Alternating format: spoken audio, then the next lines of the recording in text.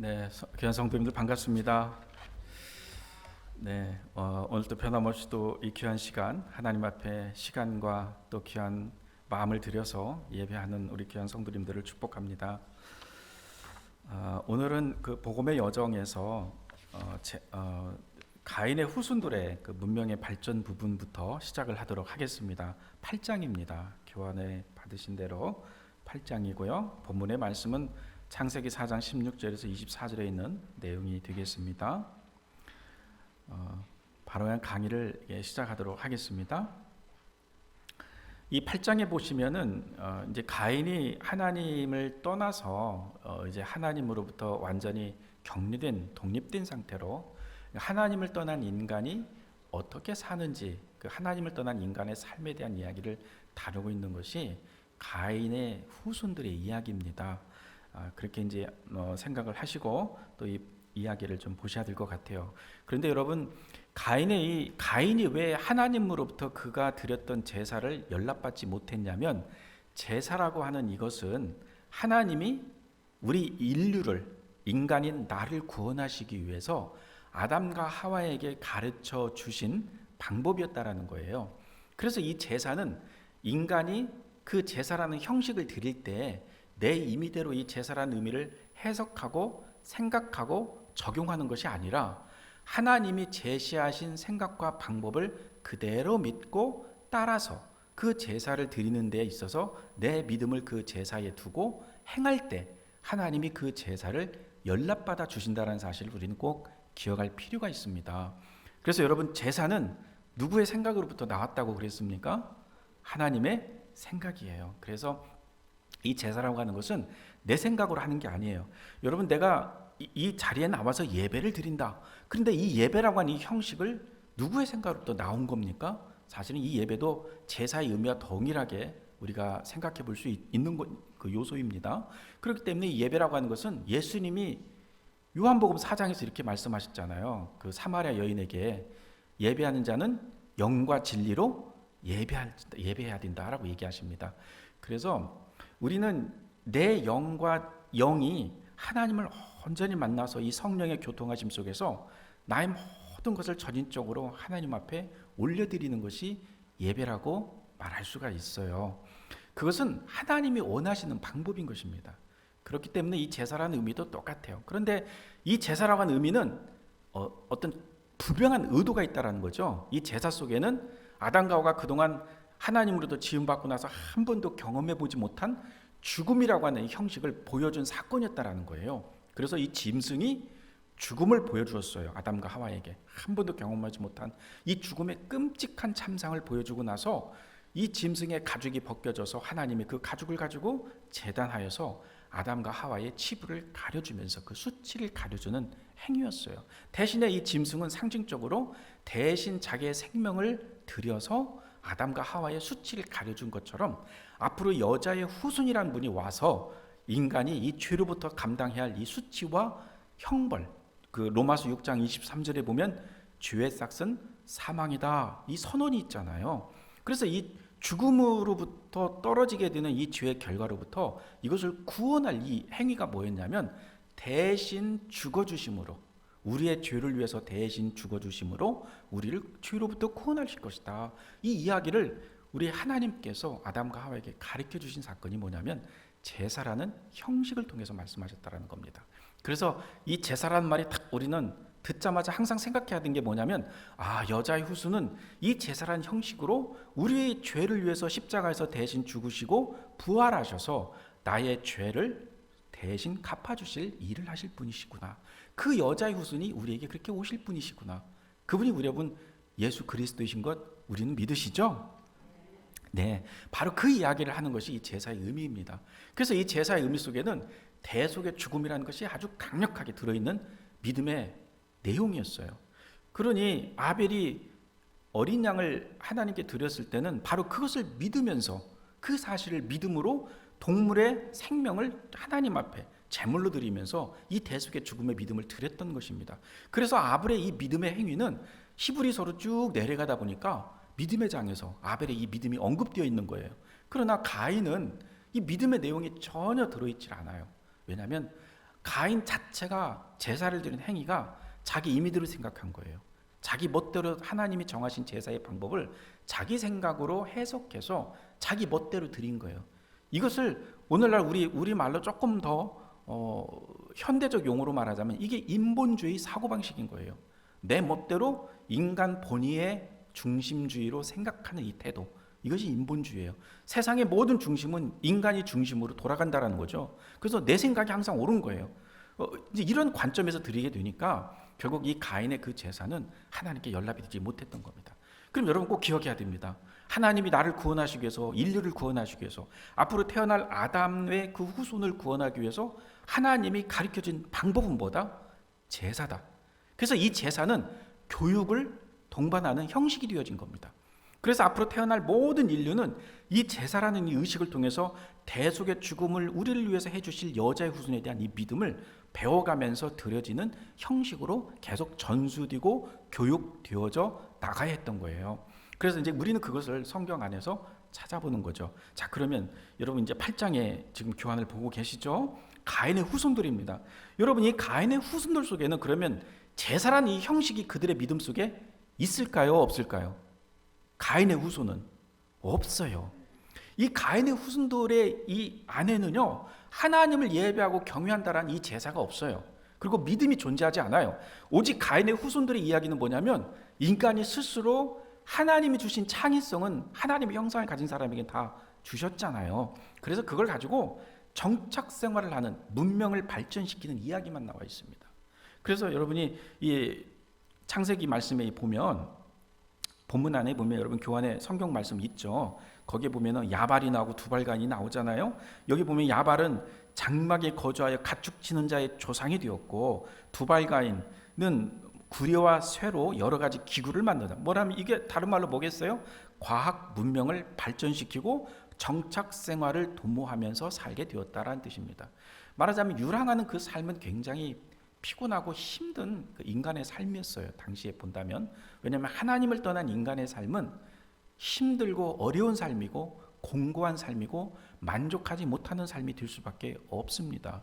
그래서 이 가인의 삶은 하나님을 떠나서 자원을 스스로, 그러니까 생명을 유지하는 형식을 스스로 확보하며 살아야 했기 때문에 정말 땀을 흘리고 고생하고 자기의 힘을 총동원해서 땅을 일구어야만이 목숨을 부지하는 삶이 되어버린 거예요. 그러니까 여러분이 형식적으로 이제 이 창세기를 우리 좀 많이 읽었잖아요. 읽었으니까 이제 좀 우리 눈에 좀 들어오실 거예요. 셋의 후손은 어떻게 살았더라라는 말이 나와 있지 않아요. 말씀해 보면 창세기를 한번 읽어보세요. 셋이 하나님 말씀한 대로 어떻게 살았더라, 어떻게 이런 얘기 없어요. 그냥 셋의 후손은요, 9장의 교환으로 넘어가 보시면 여기 본문이 나오죠. 창세기 4장 25, 26절에 보니까 셋도 아들을 낳고 그의 이름을 에노스라 하였으며 그때 사람들이 비로소 여호와의 이름을 불렀더라, 이렇게 나와 있어요.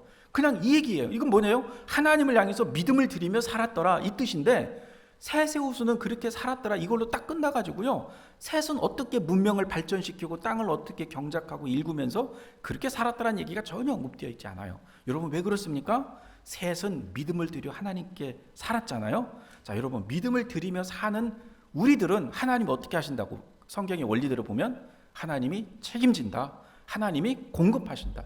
그래서 너희는 먼저 그의 나라와 그의 의를 구해라. 마태복음 6장 33절에 보면 말씀이 나와 있잖아요. 그리하면 이 모든 것을 너희에게 더하시리라.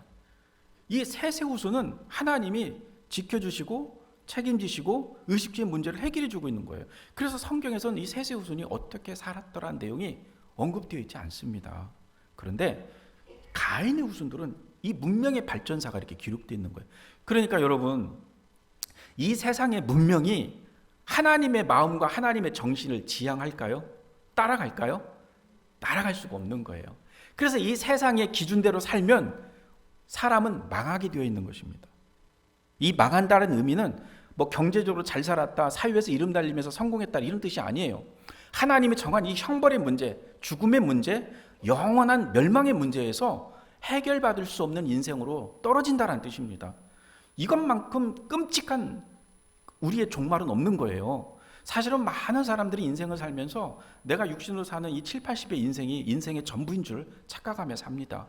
그리고 내가 모으는 재산, 내가 얻게 되는 명예, 내가 갖고 있는 어떤 그 많은 자원들이 그냥 천년만년 내 것인 것처럼 착각하며 삽니다. 이 땅을 살면서. 근데 아무리 그렇게 내 주머니를 채워놓고 나의 창고를 다 채워놔도 여러분 그거 내가 가지고 가지 못합니다. 우리 현명한 우리 선조들이 우리들에게 들려주는 속담이 뭡니까? 공술의 공수거예요. 빈손으로 왔다가 빈손으로 가는 것이 육신을 가진 인간의 한계입니다. 그럼 하나님이 우리에게 왜 이 자원을 줬겠어요? 하나님의 영광을 위해서 하나님과 함께 살아가면서 그 하나님의 영광을 드러내고 서로 나누면서 풍족하게 서로 간에 그러한 삶을 공유하며 사는 그 속에서 누리는 희열의 기쁨이라는 게 있잖아요. 이거는 하나님을 믿는 사람에게 오는, 그리고 하나님을 믿었을 때 제대로 깨닫게 되는 진리입니다. 이제 이것을 누리라고 하나님이 우리에게 주시는 거예요. 그것이 바로 뭐냐면 이 땅에서 하나님의 나라를 이루며 살아가는 삶의 모습인 것이죠. 그런데 가인은 하나님을 떠나서 살다 보니까 이런 독립된 삶을 살았어요. 자, 교환의 답을 좀 달고 가겠습니다. 자, 큰 1번, 로마자 1번에 보시면 하나님 앞에서 떠난 가인과 후손들은 그들 스스로 독립된 삶을 살아야 했다. 독립된 삶입니다. 그래서 아까 말씀드린 것처럼 이 성을 쌓았어요. 위부로부터 이제는 서로 자원을 뺏고 뺏기는 삶이 되다 보니까 이제는 약탈이 이루어지고 침략이 이루어지고 전쟁이 이루어지고 이러한 다툼이 일어나게 되는 거예요. 그리고 내 것의 자원은 고갈되면 저절로 생기는 게 아니다 보니까 있는 자원을 또 뺏어와야 되는 거예요. 그래서 사실은 엄밀한 의미에서 말하면 이 세상에서 일어나는 모든 산업 구조와 비즈니스 관계라는 이 자원을 뺏고 뺏기는 관계의 시스템인 거예요. 엄밀히 얘기하면요. 그것을 우리는 형식적으로 어느 정도의 마진을 부여하면서 사니까 그것이 법적으로 합법적이고 정당하고 당연히 그런 것처럼 생각하지만 사실은 이 비극, 뺏고 뺏기고 이 자원을 확보하는 이 전쟁은 사실 우리가 이 죄의 결과로부터 야기된 인간의 시스템이 되었다라고 우리가 좀 이해해 볼 수 있는 거예요. 문명의 역사 속에서 본다면 그렇습니다. 자, 그래서 이러한 입장에서 독립된 삶을 살아야 됐고요. 자, C번에 보시면 교환의 C번 1번 큰 1번의 C입니다. 가로에 있죠. 이것은 하나님을 떠나 인간 스스로 자원을 확보하기 위해 생산성의 확보와 서로의 자원을 뺏어오는 거래와 삶의 방식으로 발전했다. 그래서 이 자원입니다. 그 다음에 큰 로마자 2번에 보면 A번이요. 가인의 후손이 발전시킨 삶의 자원은 하나님 만드신 물질 세계의 자원뿐이다. 그리고 B는 시간, 공간, 물질의 자원은 하나님 앞에 영생의 삶을 얻을 수가 없다. C, 하나님 앞에서 오직 구원은 오직 하나님으로부터 나오는 것이어야 한다. 왜 그렇습니까? 사실 죽음의 문제부터가 인간에게는 공평하지만 인간이 스스로 해결할 수 없는 문제이죠. 이 죽음의 문제를 인간이 해결할 수 있습니까? 내가 늙어가는 것, 그죠? 내가 나이 먹어가는 거 해결 못 하잖아요. 그리고 이 죽음이 나한테 찾아왔을 때 이것은 공평한 거예요. 가진 자나 없는 자나 하나님을 믿는 자나 안 믿는 자나 가리지 않아요. 그래서 죽음은 공평합니다. 이게 법칙이에요. 이 법칙은 이미 아담과 하와가 선악과를 따먹은 그 순간 일어나 버렸어요. 그래서 이것은 차별하지 않습니다. 모든 인류에게 공평하게 적용되는 법칙이 되었어요. 근데 이것을 인간 스스로 극복할 수 없잖아요. 그런데 여러분, 우리가 구원이라는 말을 할 때 이 구원은 어떻습니까? 이 죽음을 깨트리는 거잖아요. 내가 죽지 않고 살아나고 영원한 영생을 누리는 것이 구원이잖아요. 이거는 인간의 힘으로 할 수 있는 게 아니에요. 그래서 이 구원이라고 하는 것은 철저하게 하나님으로부터 출발해서 하나님으로부터 다시 돌아가는 것이 구원인 겁니다. 그래서 이 구원의 모든 일은 하나님이 이루시고 시작하시고 하나님이 완결시키는 거예요. 그래서 인간이 개입되는 게 아무것도 없어요. 그것을 우리가 좀 생각할 필요가 있습니다. 자, D번입니다. 이것은 하나님이 만드신 피조세계의 자원으로 얻는 것이 아니라 하나님이 거둬주신 선물을 믿음으로 받음으로 얻어지는 영적 자원이다. 맞아요. 이 구원이라고 하는 것은 그냥 은혜로 받는 것입니다. 근데 하나님 우리에게 많은 어려운 것을 요구하지 않았어요. 너의 삶의 최선을 다해서 갖다 바치면 내가 너를 구원할게, 이렇게 말하지 않았어요. 하나님 말씀하는 건 뭡니까? 그냥 내가 한 일을 믿으라는 거였어요. 여러분, 우리에게 믿음만 있으면 됩니다. 네. 그래서 이 하나님이 우리를 사랑하는 이 마음은요, 은혜 위에 은혜이지만 하나님이 인간을 향해서 절대로 포기하지 않는 이 절대 사랑, 이 절대 사랑의 의미가 하나님과 나와의 개인적 관계에서도 깊은 의미로 있어야 된다고 믿습니다. 그래서 하나님을 묵상하면 묵상할수록 야, 내가 뭔데, 내가 도대체 얼마나 잘났다고, 내가 어떤 사람이라고, 어떻게 나 같은 사람을 스스로 먼저 하나님이 먼저 찾아오셔서 나에게 손 내밀어서 나로 하여금 이 복음을 듣게 하고, 이 복음을 내가 믿은 것을 통해서 하나님이 나에게 도대체 내가 뭐라고 나한테 영원한 영생을 주고, 하나님이 성령 하나님이 내 안에 들어오시고, 또 나로 하여금 이 땅에 살아갈 때도 하나님이 변함없이 나와 함께 임마누엘의 하나님으로 이렇게 동행하며 살고 계실까? 여러분, 지금도 내가 살아가는 호흡하는 이 순간에도 하나님은 지금 내 안에 계시고 나의 모든 삶의 일거수일투족의 삶의 환경 속에서 나와 함께 동행하여서 같이 살고 계십니다. 그게 우리 하나님이십니다. 이 하나님이 귀하지 않습니까? 그래서 우리는요, 외로울 수가 없는 거예요. 이 하나님을 깊이 묵상하면 묵상할수록 이 함께 나와 함께 옆에 계신 이 하나님 때문에 우리는 삶의 어떠한 형편을 만나도 외롭지 않고 나 홀로 통과하는 삶이 아니라는 것을 우리는 알기 때문에 감사를 고백할 수가 있다고 믿습니다. 예, 그것이 하나님의 절대 사랑입니다. 인간을 향한 하나님의 절대 사랑이, 특히 하나님을 믿는 사람에게는 하나님의 이 동행하심이 있습니다. 예, 그 삶을 여러분 믿으시면서 그 확신 속에 삶의 모든 형편 속에서 승리를 경험하시기 바랍니다.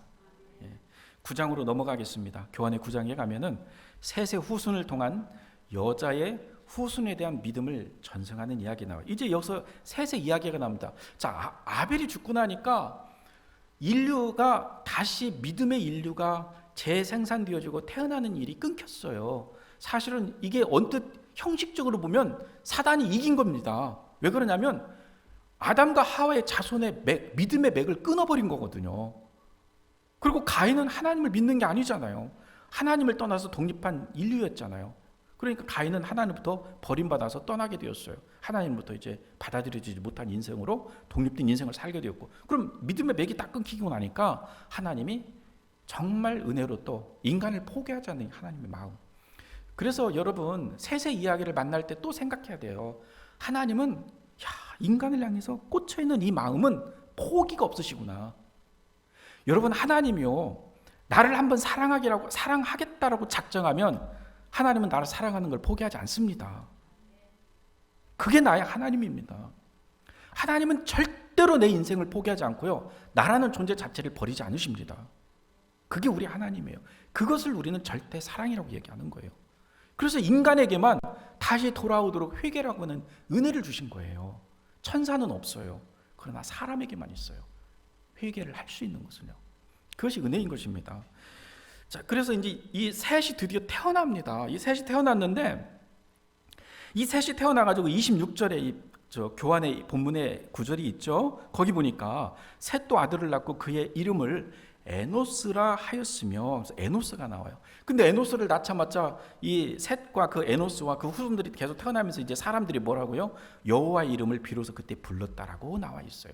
이 의미가 한마디로 그냥 한 말씀으로 쭉 지나가는 얘기지만 조금 다른 말로 설명하자면 이런 것이죠. 하나님을 향한 이 믿음을 계승하고 전승하면서 이 믿음을 지켜 살았더라, 이 뜻입니다. 네. 자, 우리는 그래서 이 창세기 4장에 보면 가인의 후손들의 이야기도 나오고 셋의 후손들의 이야기가 나와요. 근데 그 창세기 4장의 특징은 뭐냐? 가인의 후손은 하나님을 떠나 살았기 때문에 삶의 모든 형편과 자원을 하나님이 책임져 주지 않았어요. 그러나 하나님이 일반 은총으로 주신 삶의 자원들이 있죠. 먹고 사는 그 문제의 자원들, 뭐 곡물도 나게 하시고 과일도 먹을 수 있게 하시고 물도 마실 수 있게 하시고 따뜻한 태양도 주시고, 그죠? 이러한 것들의 모든 삶의 자원은 인간이 먹고 사는 데 있어서 필수 요건이잖아요. 그런데 이것들은 인간이 살다 보면 고갈되어질 수 있다는 거예요. 삶의 형편에 따라서. 그래서 우리도 농사를 할 때 풍족한 지역을 찾아야 되고 그렇게 떠나면서 땅을 개척해 가야 하는 것이 인간의 삶이었잖아요. 그래서 가인은 그렇게 살았던 거예요. 그런데 셋의 후손은 이 창세기 4장에서 특징에서 딱 보여주는 건 뭐냐면 그런 일이 언급되어 있지 않더라라는 겁니다. 여러분, 변함없이 하나님은 믿음으로 사는 사람에게는 하나님이 당신의 은혜로 공급하시고 함께 하십니다. 이 법칙은 지금도 우리의 인생 속에 동일하게 적용됩니다. 여러분 이거 진짜 믿으시기 바랍니다. 네, 하나님의 나라와 의를 믿음을 한번 구하시면서 한번 사시면서 하나님께 한번 기다려 보세요. 여러분 하나님의 이 의와 믿음을 위해서 살게 되면 하나님 반드시 이 모든 것을 너에게 더하신다 그랬습니다.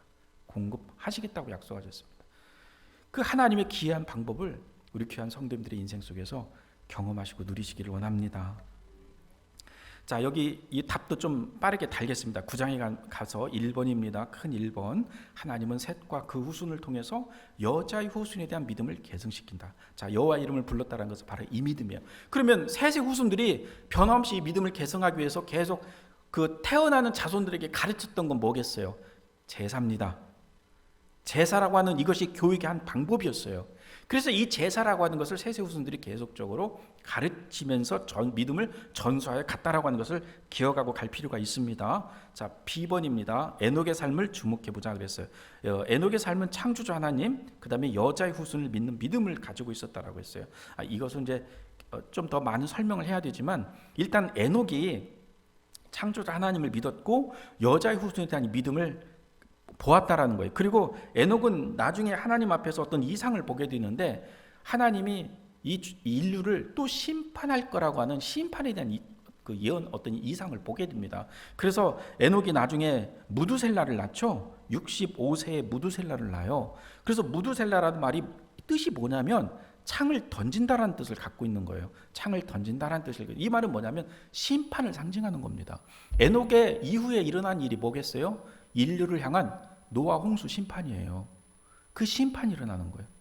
그리고 그 다음에 노아 홍수가 끝난 다음에 하나님의 노아에게는 더 이상 물로 너희들을 인류를 심판하지 않겠다 말씀하셨지만 그러나 하나님이 분명히 예수님 말씀을 비른다면 또 심판이 오게 되어 있어요. 그게 바로 뭡니까? 불로 심판하는 것이 또 나와 있는 거예요. 바로 에녹의 이상 속에는 인류를 그렇게 죄를 하나님은 미워하시기 때문에 죄는 반드시 하나님이 심판하거든요. 그러니까 이 죄 속에 인류가 거하면 이 죄악을 가지고 이 죄를 가지고 있는 인간은 반드시 하나님께 심판받게 되어 있습니다. 그래서 우리가 로마서 6장 23절에 있는 말씀처럼 죄의 삭은 사망이라고 하는 이 법칙을 만나기 때문에 인간은 심판받게 되어 있습니다. 이 심판을 에녹이 보는 거죠. 그래서 무두셀라를 이야기하면서 인류에게 경종을 울립니다. 자, 그 이야기가 나와 있다 이 뜻입니다. 자, 그럼 넘어갑니다. 자, 그다음에 이제 넘어가시면 나머지는 이제 뭐 굳이 많은 부연 설명을 하지 안 하고 그렇게 말씀 안 드려도 될 것 같아요.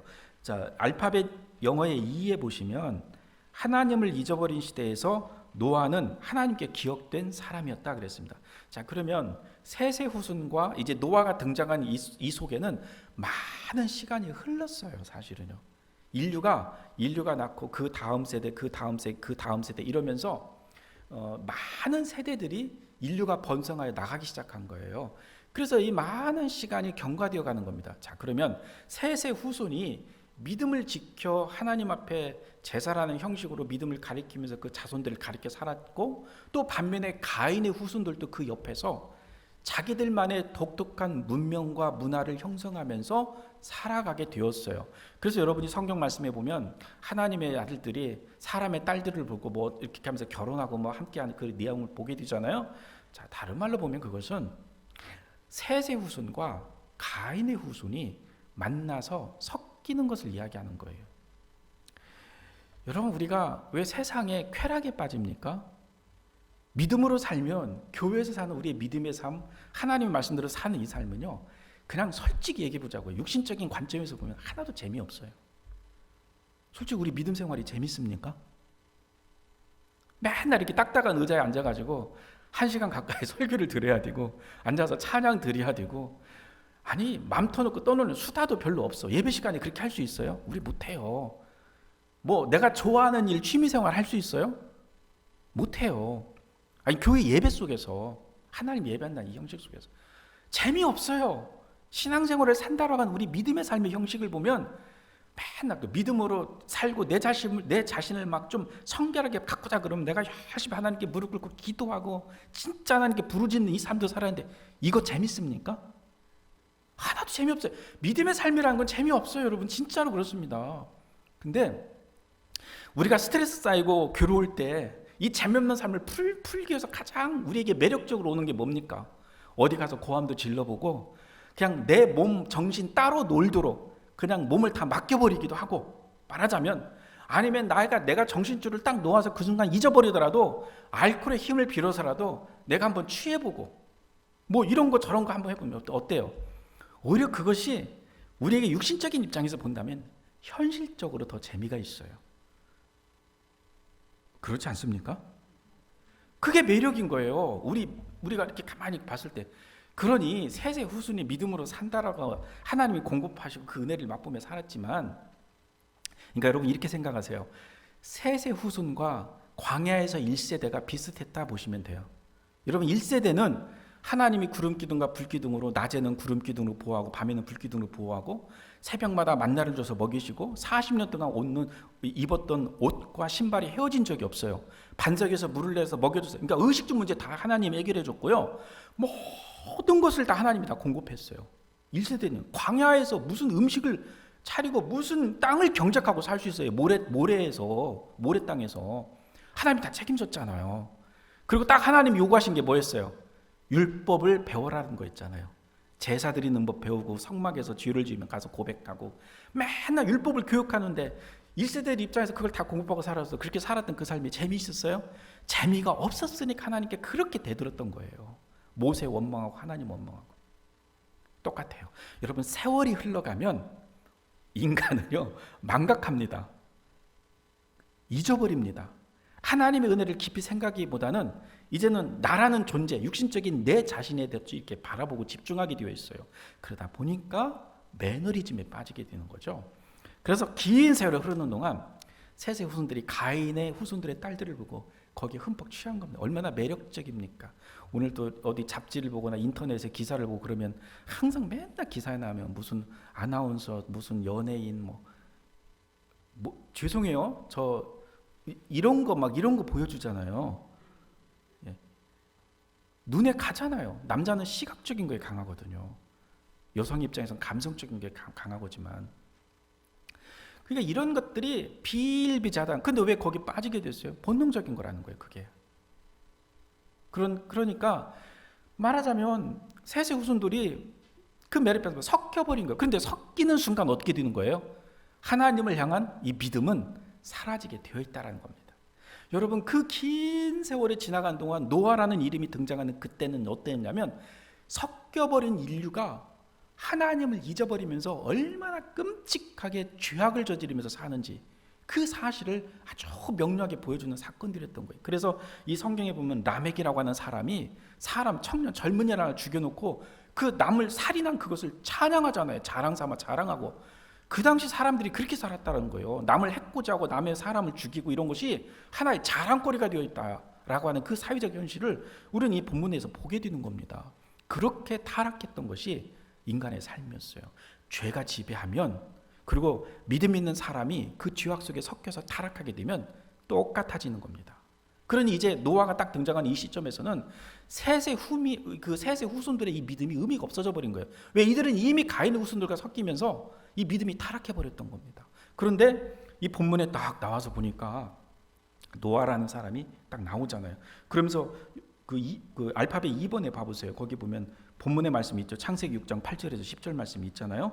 그러나 노아는 여호와께 은혜를 입었더라. 이것이 노아의 족분이라. 그러면서 노아는 의인이요 당대의 완전한 자라. 여러분 이 완전한 자라라고 하는 이 말은 의로운 자라 이 뜻이에요. 근데 하나님이 말할 때 이 의라고 하는 말은 뭐냐면 하나님이 말씀하는 기준대로 응답하는 것을 의라고 얘기하는 거예요. 그러니까 하나님이 말씀하신 기준이 있고 법칙이 있잖아요. 이렇게 해라라고 할 때 그걸 그대로 믿고 순종하여서 하나님이 말씀하는 법칙대로 응답했을 때 하나님은 그걸 놓고 뭐라고 했냐면 의다 이렇게 얘기하는 거예요. 여러분 예수님의 십자가의 죽으심이 나의 죄를 사하는 것이고 예수님의 부활하심이 나에게 영생을 준 거라는 것을 믿으셨죠. 이건 누가 말한 것이냐면 하나님의 생각이고 하나님이 말씀 속에 정확하게 이야기하신 내용이에요.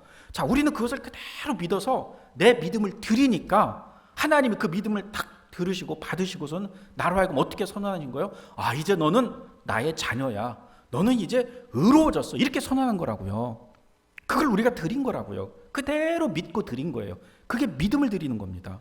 그러니까 여기서 노아가 당대 의인이었다, 의로운 사람이었다, 완전한 자다 이렇게 얘기할 때 바로 그 의인은 그런 의미를 갖고 있다는 거예요. 그러니까 믿음으로 하나님이 행하신 그 모든 하나님 말씀하신 내용을 그대로 믿고 따라 살았던 사람이었다는 뜻이에요.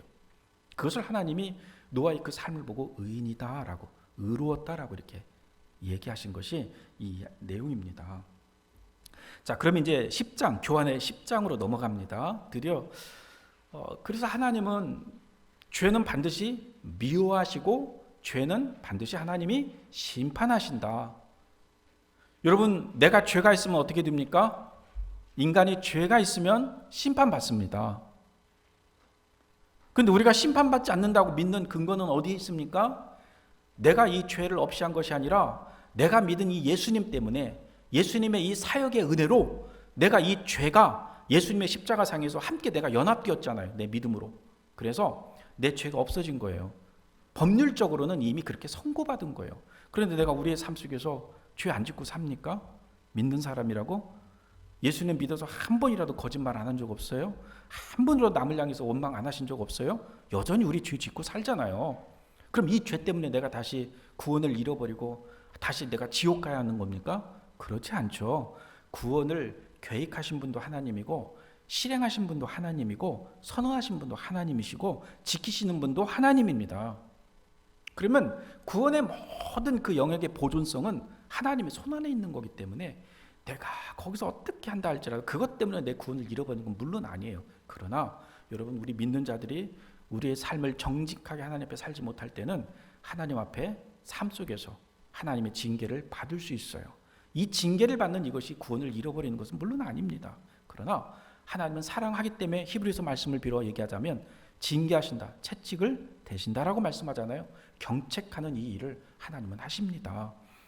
그러면 이것이 하나님 앞에서 슬픈 일이잖아요. 그래서 우리 마음에 성령의 능력을 힘입어서 내가 살면 그러한 삶으로부터 내 자신이 점점 성화되어 가야 합니다. 이것을 우리는 성화의 삶이다, 성령의 열매를 맺어가는 삶이다라고 이야기를 하죠. 그래서 자라가는 삶이 되어야 합니다. 왜 그러냐면 우리가 하나님 앞에서 구원받고 나면 새로운 생명으로 태어났잖아요. 근데 생명의 특징이 뭡니까? 여러분, 죽음과 생명의 특징은 딴 거 없어요. 죽음은 그걸로 정리되어 끝나는 것이에요. 그래서 더 이상 죽은 자들에게는 성장이라는 게 있을 수 없는 거예요. 죽음이라고 하는 것은 그냥 거기서 끝난 거예요. 그럼 죽음을 딱 끝나면 그 순간 죽음은 반드시 무엇을 만나야 되냐면 심판을 만나는 거예요. 심판을. 그래서 히브리서 9장 27절에 있는 말씀처럼 한 번 죽는 건 사람에게 정하신 것이요, 그 후에는 심판이 따라온 이 심판의 법칙을 만나는 거예요. 그러나 생명은 뭡니까? 생명의 특징은 성장하는 거예요. 생명은 그냥 놔둬도 자라게 되어 있는 게 생명의 특징입니다. 그러니 우리가 믿는 사람이 하나님의 피조물로, 고린도서 5장 17절에 있는 말씀처럼 새로운 피조물로 내가 딱 태어났다. 그러면 그 순간 이제 우리 안에 막 일어나는 거룩한 열망은 뭐냐면 성장을 위한 몸부림인 거예요. 하나님을 알아가면서 자라가는 이 몸부림이 우리의 삶 속에서 자연스럽게 일어나고 이 욕구가 일어나고 있다. 그러면 여러분, 내가 하나님 되었다라는 사실을 믿으시기 바랍니다. 이거는요, 하나님의 자녀가 된 사람에게만 일어나는 특징입니다. 하나님을 더 알고 싶은 욕구가 생기고 말씀을 더 알아가고 싶은 마음이 생기고 하나님 앞에 기도하고 싶고 하나님에 대한 이미지가 관념적인 이미지가 아니라 이제는 왠지 모르게 내 안에서 딱 와가지고 너무너무 친근하고 사랑스럽고 나에게 자애로우신 부모님의 모습처럼 나를 돌봐주시는 분으로 내 옆에 와 있어요. 하나님의 이 동행의식이 현실적으로 나에게 믿어진다 이 말입니다. 여러분, 하나님 믿는 자에게 오는 특성입니다. 우리 귀한 성도님들에게도 이러한 삶들이 더 풍성하게 누려지기를 원합니다. 예. 자, 그래서 이 노아가, 하나님은 이 죄를 계속 심판할 때 노아를 통해서 그래도 여전히 하나님의 절대 사랑은 포기가 없으시잖아요. 하나님은 죄를 심판해도 인간을 심판하는 건 아니에요. 하나님은 항상 인간을 향해서 무슨 마음을 갖고 있냐면 살리고 싶은 마음을 갖고 계신 거예요. 이게 하나님의 본질이십니다. 하나님은 인간을 살리고 싶어요. 그러니 여러분, 우리가 하나님을 믿고 있다면 내가 이 땅에서 어떠한 형편에 놓여서 살고 있다 할지라도 하나님이 나를 향한 마음이 뭐겠어요? 어떠한 삶의 형편에 내가 있어도 나를 살리고자 하는 그 하나님의 마음을 우리가 잊어서는 안 됩니다. 예. 탕자가요, 아버지께 돌아갈 때 돌아갈 수 있었던 결정적인 힘이 뭐였겠어요? 아버지에 대한 성품을 믿어서 돌아간 겁니다. 그래도 우리 아버지는 나를 외면하지 않을 거다. 내가 자식이라 주장할 수 없지만, 내 삶이 부끄러운 삶을 살아서 감히 내가 자식으로 다시 받아달라고 말은 할 수 없지만, 품꾼으로 써달라고 내가 이 말을 한다 할지라도 아버지는 나를 괘씸하다고 타박하지 않고 나를 돌려보내지 않을 거다. 그래도 우리 아버지는 나를 받아주실 거다. 이 확신이 없었으면 탕자는 아버지께 돌아갈 수 없었던 거예요. 그게 아버지의 마음이에요. 그래서 여러분, 저 먼 발 쫓는 탕자를 봤을 때 탕자가 아버지에게 먼저 달려갑니까? 아버지가 탕자에게 먼저 달려갑니까? 바로 그거예요. 하나님의 속성은 이렇게 변함이 없어요. 항상 사람을 향해서, 나를 향해서는 하나님이 먼저 달려오시는 분이세요. 그래서 나를 향한 이 사랑을 하나님은 포기하지 않습니다. 그러니 죄는 미워하시니까 하나님이 죄는 심판하지만, 그러나 인간은 살려고 싶었던 게 하나님의 마음이었어요. 그래서 노아를 선택한 것입니다. 노아를 통해서 다시 한번 이 인류를 포기하지 않고 살려고 싶었던 겁니다. 그래서 결국은 이 10장에 보니까, 이제 이것도 좀 교환이니까 풀고 일단 얘기를 진행해 보십시다. 자, 첫 번째 1번에 보니까 하나님은 죄를 반드시 심판하신다. A번, 죄로부터 구원은 하나님에 대한 믿음만이 가능하다. 자, 맞죠? 그리고 큰 2번입니다. 로마자 2번. 홍수는 전 지구적으로 일어났고 모든 인류와 생명체가 모두 심판을 받아 죽게 되었다. 여러분, 이것이 끔찍한 심판이기도 하지만 이 이면 속에는 하나님이 죄를 얼마나 미워하시고 이 죄를 반드시 하나님이 심판한다는 하나님의 의지를 우리는 여기서 기억해야 되는 것입니다. 그래서 우리에게 죄가 있으면 우리는 망하는 거예요. 멸망하는 거예요. 그러나 감사하게도 2000년 전에 예수님이 나를 위해서 이 여자의 후손으로 예언됐던 이분이 실제로 오셔서 십자가에서 나를 위해서 죄를 위하여 대신 죽으시고 부활해 주심으로 나에게 죄로부터 나를 해방시키고 나에게 영생을 주셨습니다. 우린 그거 믿었지 않습니까? 네, 그것 때문에 우리는 하나님으로부터 법적으로 이제는 의인으로 선언받은 존재가 된 것이죠. 자, 로마자 3번입니다. 노아가 방주에 나오자마자 제일 먼저 한 거. 자, 보세요. 노아가 방주에 제일 먼저 이렇게 나왔잖아요. 그러면서 제일 먼저 나와서 한 일이 뭡니까? 제물을 드린 거예요. 그래서 여러분 이 본문 말씀에 보면 하나님이 정결한 짐승 7쌍씩을 여분으로 더 싫게 하시죠. 그럼 하나님의 의도가 뭐였겠어요? 이 제사의 의미를 가르치시는 거죠. 이 제사를 드릴 수 있도록 여분을 준비해 주시는 거죠. 그러니까 하나님의 의도는 노아를 통해서 무엇을 기억하라는 겁니까? 셋의 후손으로서 믿음으로 올바르게 계승되어 왔던 이 교육, 이 믿음의 교육, 이게 뭐였어요? 제사였어요. 제사를 통해서 이 대속의 죽음, 여자의 후손이 해야 할 이 믿음의 이 교육 내용, 이것을요 다시 시작하라는 거였습니다. 그래서 정결한 진송 7쌍씩을 여분으로 싫게 하셨던 거예요. 그래서 노아가 그것을 믿고 그것을 알고 있던 사람이다 보니까 다시 땅에서 내려오자마자 제일 먼저 한 일이 뭐였겠어요? 제사를 통해서 이 믿음을 계승하는 것을 보게 되는 겁니다. 여러분, 창세기는 이 귀한 이 계승된 이 의미가 이렇게 있는 거예요. 자, 여기 D번, 이 큰 로마자 3번의 D번 가로가 있어서 설명해 드립니다. 제사는 항상 대속의 죽음을 상징하는 여자의 후손의 사역을 보여준다. 이렇게 우리는 여기서 보게 돼요. 자, 그러면 이제 11장으로 이제 넘어가야 됩니다. 11장으로 넘어가기 전에 한번 좀 그 과정을 좀 이렇게 생각을 해보자고요. 자, 그러면 새로운 인류는 사실 좀 다시 한번 좀 이렇게 설명을 드리자면, 엄밀히 얘기하면 아담의 후손이라고 보기 어려워요. 물론 노아는 아담의 후손이 맞아요. 그러나 다시 시작되는 새로운 인류는 노아의 후손들로부터 시작되는 거예요.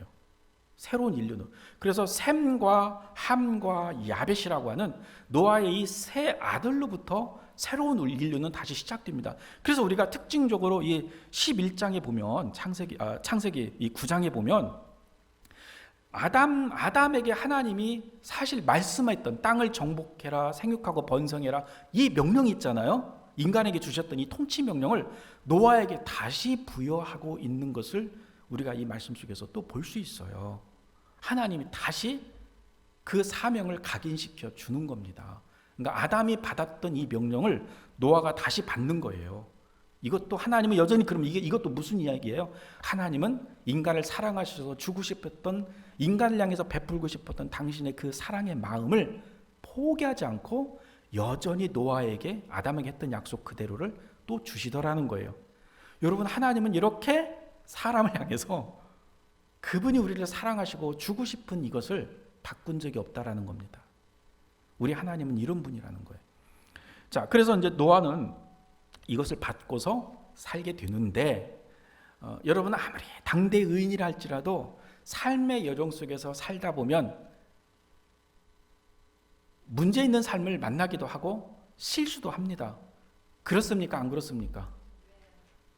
그래서 여러분, 우리가 서로가 율법적으로 정죄해서는 안 돼요. 우리의 삶은요, 인생을 아무리 하나님을 믿고 살아도 우리의 삶의 여정 속에서 우리도 실수할 수 있어요. 그래서 성경에서 말씀을 읽을 때마다 노아를 만날 때마다, 아브라함을 만날 때마다, 모세를 만날 때마다, 다윗을 만날 때마다 감사하시기 바랍니다. 우리 하나님이 얼마나 감사합니까? 이분들의 실수를 애누리 없이 기록해 놨어요. 만약에 이분들의 실수를 기록해 놓지 않았다면요, 우리는 끔찍했을 겁니다. 노아를 닮아라, 모세를 닮아라, 다윗 닮아라, 그렇게 사세요 이렇게 말하면 여러분 그 순간 어떻게 되겠어요? 완벽하게 살아야 돼요. 몸부림쳐야 돼요. 근데 우리 그렇게 못 삽니다. 하나님 이걸 아시기 때문에 너무나 귀하게 이것을 기록해 놓은 거예요. 노아의 실수도 기록하고, 아브라함의 실수도 기록하고, 모세의 실수도 기록하고, 다윗의 실수도 기록해 놓으신 거예요. 오히려 그것이 감사하지 않습니까? 네. 그러나 더 중요한 것은 그 실수했다고 하나님이 당장 죽이는 게 아니었다라는 거예요. 또 심판한 게 아니었다라는 겁니다. 그러한 인간적 삶의 여정 속에서 일어나는 이 실수는 우리는 얼마든지 하나님께 다시 회개하고 돌아올 수 있고, 또 그 실수를 통해서 우리는, 사람은 아프면 성장하거든요. 아이도 좀 감기 몸살도 앓고 나면 아이가 부쩍 또 자라거든요. 똑같아요. 우리 이 성장통이라고 하는 것은 고난을 통과해야 배우는 겁니다. 그래서 하나님은 이 고난이라는 이 여정 속에서, 왜냐하면 이미 이제 죄악에 이 세상은 물들어져 있기 때문에 고통이 있게 되어 있거든요. 이건 통과해야 돼요. 우리 육신을 갖고 사는 이상은 통과해야 돼요. 근데 이 하나님은 이 고난, 이 어려운 삶의 형편을 통해서 성장을 원하시는 거죠. 그래서 때로는 내가 인간적 삶으로 실수를 한다 할지라도 이 실수도 하나님은 그걸 어떻게 바라보십니까? 내가 성장할 기회로 삼길 원하신다는 거예요.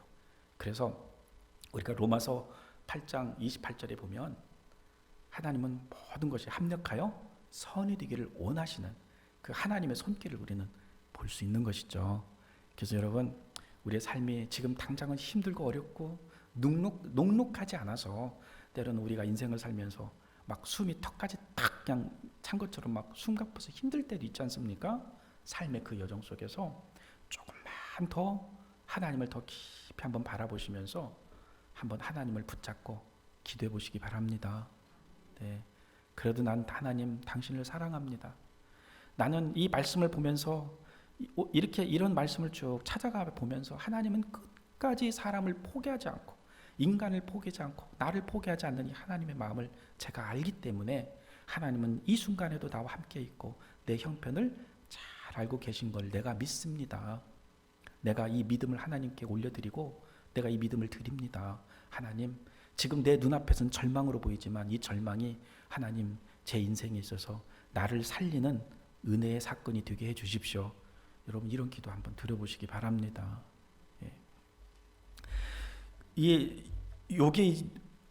그래서 이제 노아는 그 셈함 야벳과 함께 인류를 계속 번성시키는데,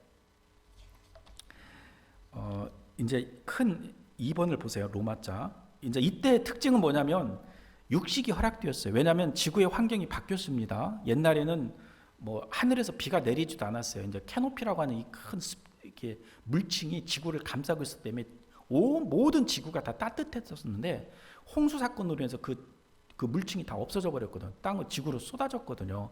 그러고 나서 그 캐노피라고 하는 이 물층이 없어지면서 이 지구의 환경이 싹 바뀌어졌습니다. 그러다 보니까 인간이 이제는 하나님이 홍수 이전에 있었던 그 여건으로 살 수 있는 형편이 아니었기 때문에 하나님 이때 인간에게 육식을 허락합니다. 이제 그러고 나서 이제 노아와 맺은 언약이 또 나오죠. 큰 로마자 2번의 A번은 하나님은 사람과 다른 모든 생물에 대해서 더 이상 물로 심판하지 않을 것을 말씀했다. 이제 물로 심판하지 않을 거라고 얘기하십니다. 그리고 셈, 함, 야벳을 통해 인류가 번성된 이야기가 이제 시작돼요. 그런데 이제 오늘 12장까지 좀 보고 계시죠? 12장까지 받으셨죠? 예, 12장에 보니까 바벨탑 이야기가 나와요. 자, 그러면 이 바벨탑 이야기도 똑같아요. 노아하고 노아의 아들인 셈, 함, 야벳이 있었지 않습니까? 좀 노아와 이 셈, 함, 야벳을 통해서 인류가 번성된 이야기가 쫙 나오면서 이제 창세기 11장이 넘어올 때는 또 시간이 많이 경과되는 그 시점이 있었어요. 자, 이때도 똑같아요. 가인의 후손과 셋의 후손이 긴 시간이 흘러가는 동안 섞여가지고 타락했듯이 이 셈, 함, 야벳도 초창기에는 하나님을 다 기억하며 살았겠죠. 그런데 세대가 세대를 낳고 또 이 세대가 또 다음 세대를 낳고 이 다음 세대가 그 다음 세대를 낳으면서 이 시간이 경과되는 동안 다시 인간은 어떻게 됐냐면 하나님을 잊어버리기 시작했어요. 잊어버리기 시작하다 보니까 결국 하나님을 망각했다는 그 뜻은 뭡니까? 인간이 자기 생각대로 살기 시작했다라는 거예요. 하나님을 믿고 살지 않고 자기 생각으로 살기 시작했다라는 거예요. 결국 이 말은 또 뭐냐면 죄 속에 빠져서 살게 되었다라는 뜻입니다. 이렇게 살기 시작하다 보니까 드디어 이제 우리가 이 창세기 11장에 바벨탑이라는 사건이 나와요. 이때 이 바벨탑의 사건 속에는 제사가 있습니까? 없습니까? 없어요. 이 바벨탑 사건 속에 나오는 이 제사는 이때부터는 변질되기 시작한 거예요.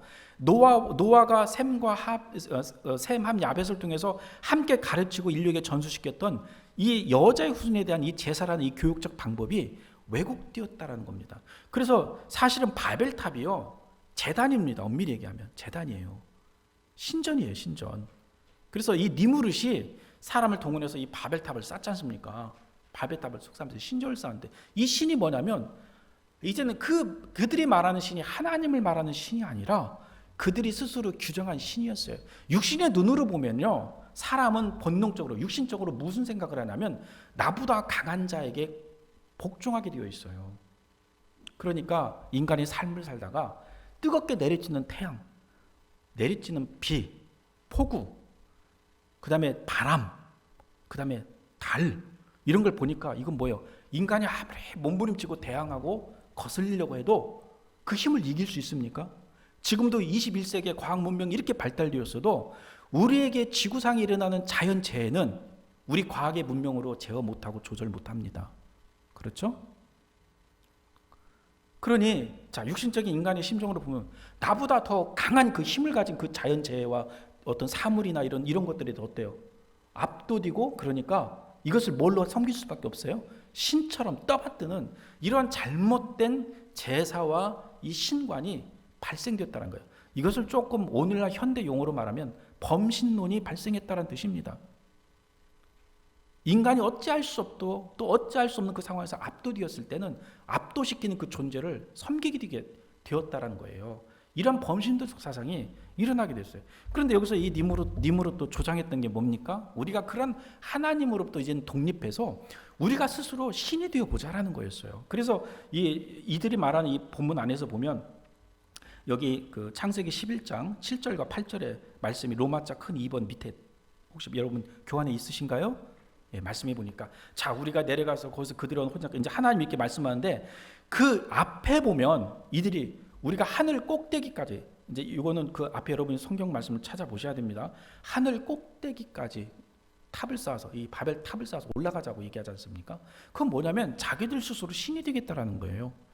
하나님으로부터 우리가 구속받지 않고 이분을 섬기지 않고 우리 스스로 독립하여 우리가 신이 스스로 되어서 살아가겠다는 거예요. 여러분들 이것이 성경에 보면 가인으로부터 시작된 사고방식이에요. 그리고 아담과 하와가 선악과를 따먹었을 때 그때 가졌던 생각이었어요. 그리고 그 사단이 루시퍼가 하나님께 타락을 할 때 그때 가졌던 생각이었어요. 똑같은 거예요. 그 동기가, 그래서 루시퍼는 사단이 되고 아담과 하와는 타락해서 죽음이라고 하는 이 사망의 선고를 받게 되었고, 결국은 다른 여기 와서는 노아의 홍수 이후에는 이 니무롯을 통해서 이런 일을 하면서 이들이 뭐예요? 우리 스스로 신이 되겠다. 똑같아요. 가인과 똑같은 생각을 가졌어요.